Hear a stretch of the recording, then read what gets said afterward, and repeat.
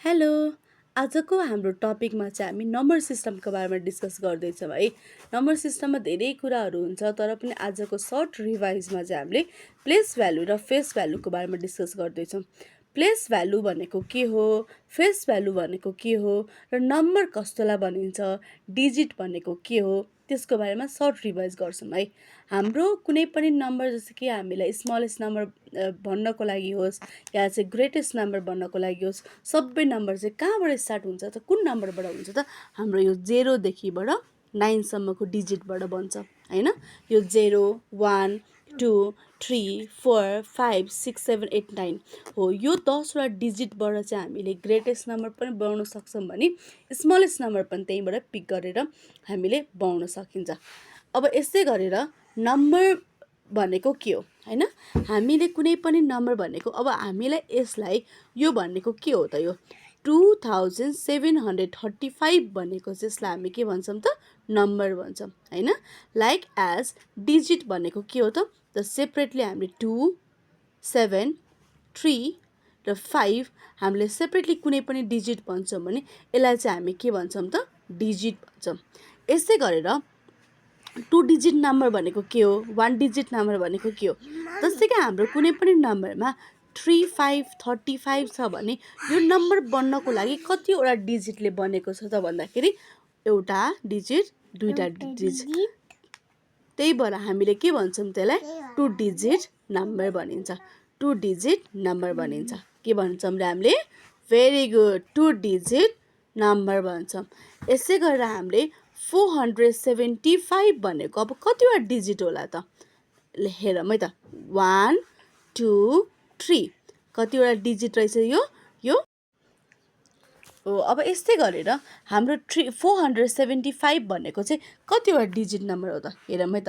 1 2 3 यसलाई हामी कतिवटा डिजिट भन्छौँ त, 3 डिजिट नम्बर भन्छौँ होइन हो। यस्तै गरेर हामीलाई ग्रेटेस्ट नम्बर बनाउन होस् या स्मलेस्ट नम्बर बनाउन होस्, हामीले यो सबै नम्बरबाट चाहिँ हामीले नम्बरहरू पिक गरेर चाहिँ हामीले ग्रेटेस्ट नम्बर पनि बनाउन सकिन्छ, स्मलेस्ट नम्बर पनि बनाउन सकिन्छ। अब let's move in the face value होइन। अब हामीले फेस भ्यालु भनेको के हो त, जहिले पनि हामीलाई क्वेसनले फेस भ्यालु दिन्छ भने चाहिँ द नम्बर इट्सेल्फ भनेर बुझ्नुपर्छ है। द नम्बर इट्सेल्फ के हो रे, द नम्बर इट्सेल्फ।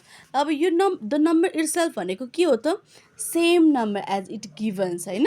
हामीलाई सेम नम्बर गिभन, हामीलाई दिएको नम्बर जस्तै कि अब हाम्रो यो क्वेसनमा कुन नम्बरलाई अन्डरलाइन गरेको छ, 7। अब यसको फेस भ्यालु अफ 7 भनेको के हुन्छ त, एज इट इज इट्सेल्फ भनेको छौँ होइन, as given the number itself.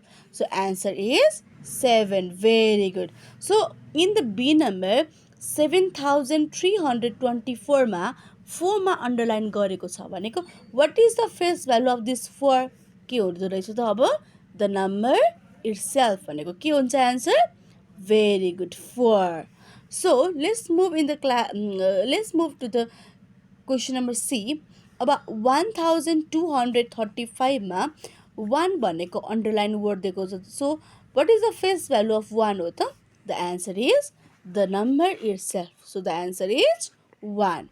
अब डी नम्बरमा हाम्रो 6132 मा चाहिँ फेस भ्यालु भनेको के हुँदो रहेछ त, 3 को फेस भ्यालु 3। Very good. यो चाहिँ हाम्रो के हो त, answer to find out the face value है। Face value. अबको टपिक भनेको अबको एउटा लास्ट टपिक के हो त, अब हाम्रो आजको लागि प्लेस भ्यालु। प्लेस भ्यालु भनेको के हो त, अब प्लेस भ्यालु भनेको ठाउँको नाम होइन। जस्तै कि अब तपाईँ कुन ठाउँमा बस्नुहुन्छ, in which place you live होइन। यसै गरेर हाम्रो पनि यहाँ प्लेस भ्यालु चार्ट हुन्छ, हामीले पढेको छौँ होला प्लेस भ्यालु चार्ट। अब यो 4 भनेको कुन हो त, यसको प्लेस कुन हो त, अब योबाट प्रोसेसबाट जाऊँ है त। अब यसको लागि 1 को प्लेस भ्यालु कुन हो, 6 को प्लेस भ्यालु कुन होला, यहाँ 2 को प्लेस भ्यालु कुन होला, यहाँ 5 को प्लेस भ्यालु कुन होला, फाइन्ड गरौँ है त। यसको लागि चाहिँ हामीले प्लेस भ्यालु चार्ट बुझ्नुपर्छ। प्लेस भ्यालु चार्ट भनेको 4 कुन ठाउँमा हो त, 1s 10s 100 1000 हो।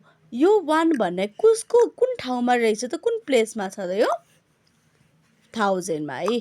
सो अब यसको एन्सर कसरी फाइन्ड आउट गर्ने, वानको प्लेस भ्यालु फाइन्ड आउट गर्नुपर्छ।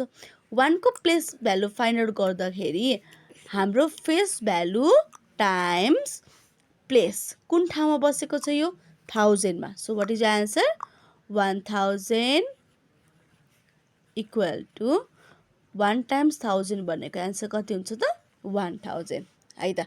सो अब बी नम्बरमा what is the place value of 6 होला त। अब 6 को प्लेस भ्यालु कुन होला त। Let's do from the process ones tens 100 1000। So यो कुनको प्लेसमा बसेको छ त 6 भनेको के को प्लेसमा बसेको छ 100 को है। सो के हुन्छ त एन्सर भनेको 6 into 100 we can say 600। 6 times 100 the answer is 600। अब क्वेसन नम्बर सी मा जाम 2 को प्लेस भ्यालु के होला त। फेरि process wise ones tens 100 1000। the place value of 2 is 2 times 100 equal to 200। the place value of 5 now, the place value, so what is the place value of 5? 5 को place value भनेको 5 यो कुन प्लेसमा छ त वान्स टेन्स 100 1000 कुनको प्लेसमा छ वान्सको प्लेसमा छ है। So 5 into once भनेको के हो त 5। So in this process, this is the process to find out the place value and face value. Thank you everyone.